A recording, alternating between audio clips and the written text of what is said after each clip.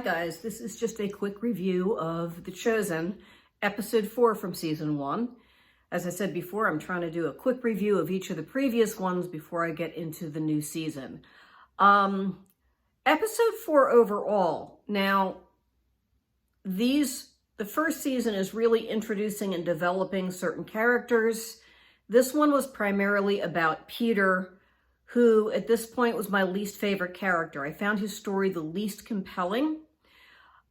In all fairness, I think I imprinted on James Farentino playing Peter in Franco Zeffirelli's Jesus of Nazareth, and I absolutely loved him. It's hard for me to get another one in my head. But this one seemed to be, I don't know, guy that causes trouble for his family, a little bit of almost, well, he wasn't broody enough to be James Dean, but he was the troublemaker. And there's family stress, and he keeps getting himself in more and more trouble. And I'm like, yeah, okay, I've seen this kind of story before. Yawn. That was kind of my reaction to it.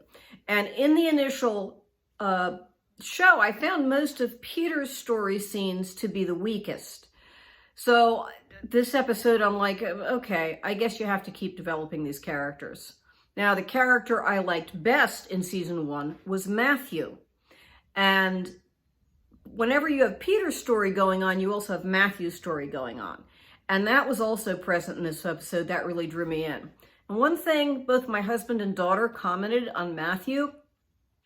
One thing that really worked well with that character, there is a Roman centurion that guards his tax booth. You know, Matthew is a tax collector. Gaius, I believe. And the chemistry between the actor that plays Matthew and the actor that plays Gaius is just fantastic. The banter between them, everything that happens and the relationship that develops between them is just gold. I loved it. A little bit more on that when I do episode 1 of season 2, because Gaius is missing now.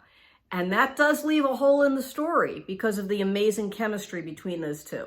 So in this episode, I really like the development of Matthew's character, where it's going. He's starting to follow Peter around to get information on what Peter's doing to dodge his tax debt.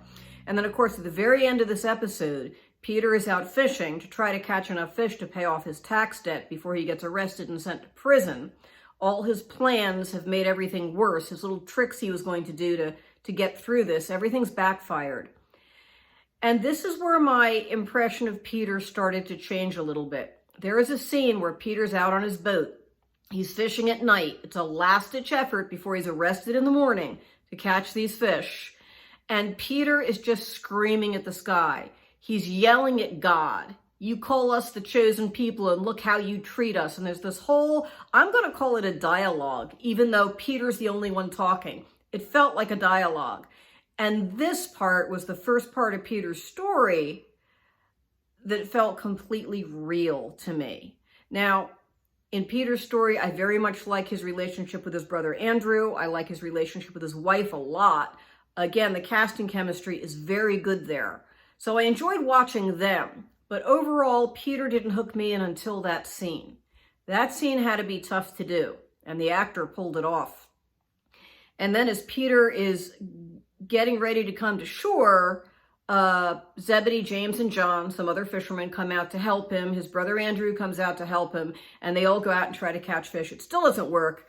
Very end, you have Jesus coming. Miraculous catch of the fish. Peter is off the hook. Yes, Jesus comes at the end to fix things. You could call it a God in the box ending to that story, or a God in the boat ending. I've just been waiting to use that pun. Now, there's another line that they took straight from the Bible that would be really hard to read without sounding extremely hokey.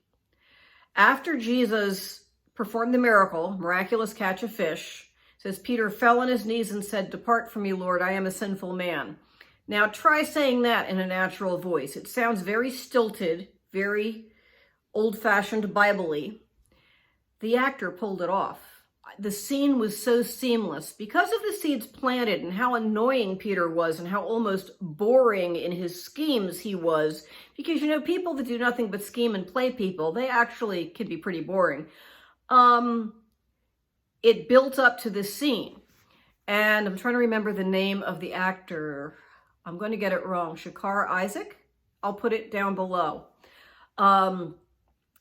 he pulled it off. I watch the next few episodes. Now those early Peter episodes make more sense. I ended up liking Peter quite a lot, and I don't think I would have if it hadn't been for the setup, but I didn't like him at all at the beginning. This is still not my favorite of all the episodes, but there are individual scenes in this that were really, really good. Shout out to the relatively minor character of Zebedee, the father of James and John.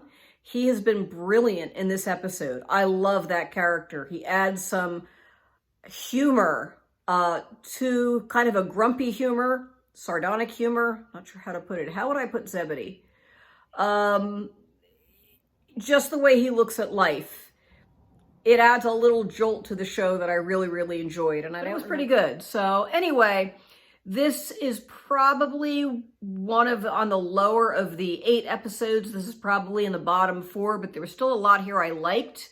And what it did is, after I watched the later episodes and I think back to these earlier episodes, the later episodes work because of the groundwork laid in the earlier episodes.